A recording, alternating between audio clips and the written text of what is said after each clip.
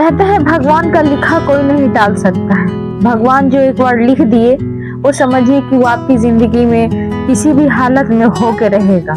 आप चाहे लाख कोशिश कर ले उसको रोकने के लिए, वो बात रुकेगी नहीं, वो आपको होनी ही है। तो इसी बात पे मैं एक कहानी सुनाती हूँ, सुनिएगा। किसी गांव में एक पंडित जी रहते थे। वो बहुत ही दुखी रहते थे क्योंकि उनकी कोई संतान न थी। पास के गांव में एक गुरुजी रहते थे। वो सबका भविष्य देखते थे, सबका भविष्य बताते थे कि हाँ इसके भविष्य में ऐसा है, इसके भविष्य में ऐसा है।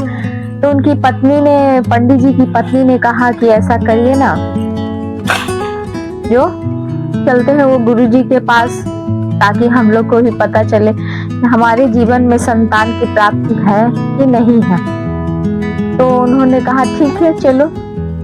वो गुरुजी के पास गए। गुरुजी के पास बहुत भीड़ थी। वो गुरुजी किसी का हाथ देखते ही उसकी आने वाली पीढ़ी की सच्चाई बता देते थे।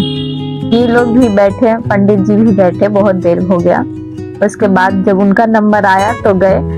तो वो गुरुजी से कहने लगे कि गुरुजी मेरा हाथ देख के बताइए कि मुझे संतान की प्राप्ति होगी कि नहीं।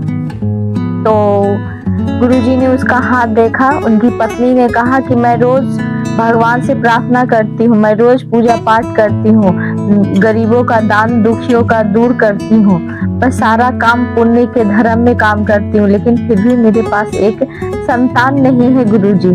क्या मेरे हाथ में संतान का सुख नहीं है? तो गुरुजी ने वहां से मुस्कुराए और बिना कुछ कहे वहां से उठ के 2 अमरूद लेके आए और दोनों को दे दिया और कहा कि जाओ अपने घर जाओ और इसे खा लेना। कुछ समय बाद उनके घर एक बालक का जन्म हुआ।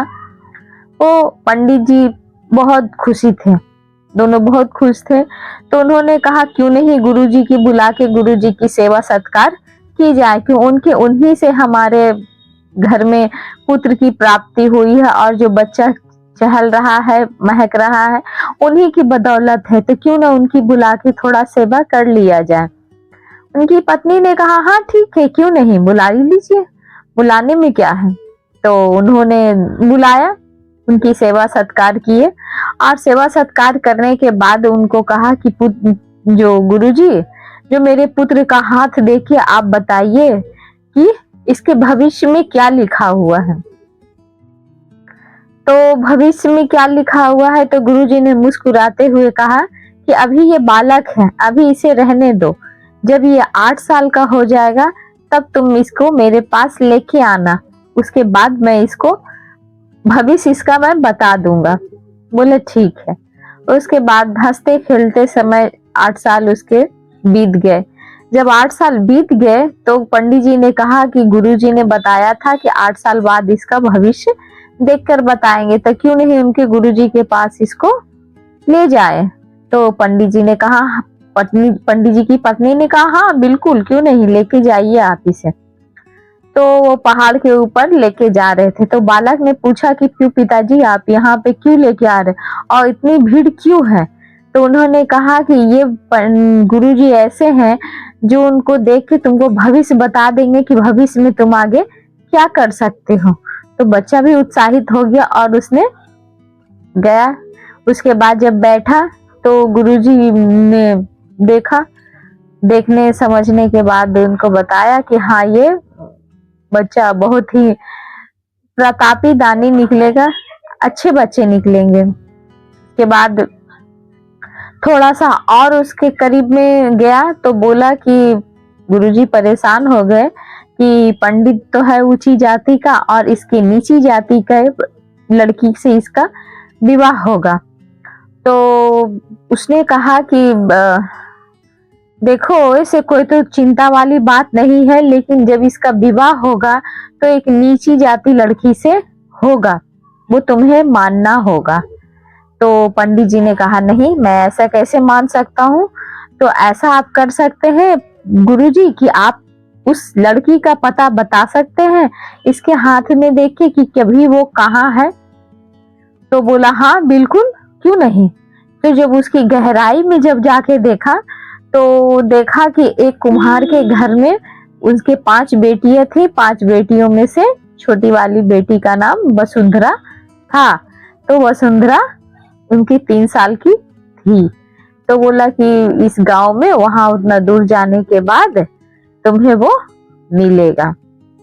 इसने क्या किया कि बोला नहीं, वो तो नहीं हो सकता है गुरुजी, जो मैं नीची जाति की लड़की के साथ विवाह नहीं करवाऊंगा। तो गुरुजी ने मुस्कुराते हुए कहा कि अरे ये तो विधि का विधान है, जो विधाता ने इसके हाथ में लिख दिया है और इसे वही करना होगा। तुम लाख कोशिश कर लो, देखते हैं कहां तक तुम तय कर पाते हो। बोला ठीक है, मैं इसका भविष्य बदल दूंगा। वो पंडित जो था घमंड में आ गया था। बोला ठीक है। वो क्या किया कि दूसरे ही रात सारा अपना बोरिया बिस्तर उठाया और उस गांव की ओर चल पड़ा जो मछुआरा था। अब मछुआरे के घर में पहुंचा। वो एक पंडित का रूप, तो पंडित तो था ही। बोला पंडित जी आए हैं, जो सेवा सत्कार करना चाहिए, क्यों नहीं। तो बोला, ये पंडित जी बोले कि मैं तुम्हारा भविष्य देखकर बता सकता हूँ कि तुम्हारे घर में 5 बेटियां हैं। तो मछुआरा अचकचा गया। बोला हाँ गुरुजी, आप सही बोल रहे हैं पंडित जी कि मेरे घर में 5 बेटियां हैं। तो सबसे छोटी वाली बेटी तुम्हारी का नाम वसुंधरा है। बोला हाँ गुरुजी, आपको ऐसे कितना पता। बोला मैं भविष्य जानता हूँ, और जब तक ही तुम्हारी छोटी बेटी रहेगी तब तक तुम्हें पुत्र की प्राप्ति नहीं होगी, इसलिए तुम इस छोटी पुत्री को कहीं दूर भेज दो, तब ये तुम्हारे घर में पुत्र की प्राप्ति होगी। तो उसने कहा कि मैं इसको कहाँ भेज दूं, मेरे तो सही बच्चे बराबर हैं, मैं इसे कहाँ भेज देता हूँ, मैं उसे देखता हूँ। तो पंडित ने कहा कि तुम इसे कहीं मत भेजो, तुम मुझे सौंप दो, मैं इसकी अच्छी परवरिश करूंगा और जब ये बड़ी हो जाएगी तो मैं तुम्हें सौंप दूंगा। तो मछुआरा बेचारा क्या करता, पंडित जी की बात मान के पंडित जी के साथ में उसे दे दिया। पंडित जी ने क्या किया कि उसे एक बक्से में, मतलब उसे सोचा कि जंगल में दे देता हूँ, या तो मार के खा जाएगा या तो ये कर जाएगा। तो फिर उसने बोला नहीं, अगर मैं इसे मार दूंगा तो मुझे हत्या का पाप लगेगा, वो भी नवजात बच्चे का हत्या का पाप लगेगा। तो उसने क्या किया कि एक संदूक बनवाया और संदूक बनवा के उस बच्चे को उसमें रख दिया और रख के उसे पानी में छोड़ दिया। छोड़ देने के बाद वो सोचा कि अपने ये डूब के मर जाएगा, लेकिन भगवान का लिखा कोई टालता है, आज तक कोई टाल सका है जो वो पंडित टालता। वो क्या हुआ, बक्सा मतलब संदूक वो तैरते तैरते दूसरे गांव पहुंच गया। दूसरे गांव एक सेठ जी के पास पहुंच गया।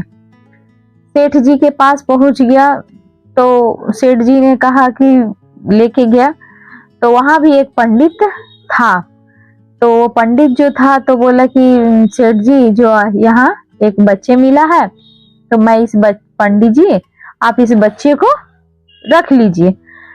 पंडित जी बहुत खुश हुए क्योंकि उसकी और कोई संतान न होने के बावजूद वो पंडित जी खुश हुए कि हाँ ठीक है, तुम मुझे इन्हें दे दो। वो पंडित जी जो थे, दूसरे पंडित जी, वो अपने बेटी को अपना बेटी समझ के उसे पाल पोस के बड़ा किया।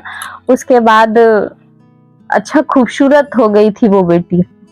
उसके बाद कुछ समय की बात थी कि ये पंडित जी जो आगे वाले जो थे, जिसके भविष्य ने देखा, तो उस पंडित जी ने कहा कि मैं लड़का को शादी कर देता हूँ क्योंकि अब वो बड़ा हो गया है। तो उसकी जान पहचान में वही पंडित जी थी जिसकी बेटी मछुआरे की थी। तो उसने वसुंधरा को देखा तो वो बोला कि तो बहुत खूबसूरत बेटी है। उसके बाद वो उसको शादी कर दिया। तो पंडित तो बहुत खुश हो गया कि मैं अपने ही जाति में उसकी शादी कर दिया हूँ, अब तो मैं भविष्य को बदल दिया हूँ। तो वो गुरुजी के पास गया और गुरुजी से कहा कि देखिए गुरुजी, मैंने भविष्य को बदल दिया है। तो गुरुजी ने कहा, रे मूर्ख, तूने जिस लड़की से विवाह अपनी पुत्र वधू बनाया है वही वो मछुआरी की बेटी है जिसे तू मरने के लिए बक्से में छोड़ गया था। बोला, उसके पैरों से के नीचे जमीन खिसक गया। उसने कहा, यह आप कैसे कह सकते हैं? बोला, जाओ जाके पूछ लो कि हकीकत क्या है। वो ठीक है। जब वो गए तो पुत्र वधू को अपने बुला के लाया कि अच्छा ये बताओ, क्या तुम्हारे ये सचमुच में माता पिता है? बोला, नहीं पिताश्री, ये मेरे असली माता पिता नहीं है। मेरे असली माता पिता तो मुझे मरने के लिए छोड़ दिए थे और ये मेरे माता पिता नहीं है, मैं इन्हें नदी में मिली थी जो तब से वे मेरे अपने माता पिता हुए हैं। उसने अपना सिर पकड़ लिया कि ये तो मैंने क्या कर दिया। फिर कुछ समय वो सोचने लगा कि मैं अब इस पुत्र वधू से कैसे छुटकारा पाऊं। तो कुछ दिन बाद लड़के को किसी शहर में जाके उसको काम करना था। बोला, ठीक है पिताजी, मैं इस गांव से भी दूर जा रहा हूँ, कुछ दिन बाद मैं आता हूँ।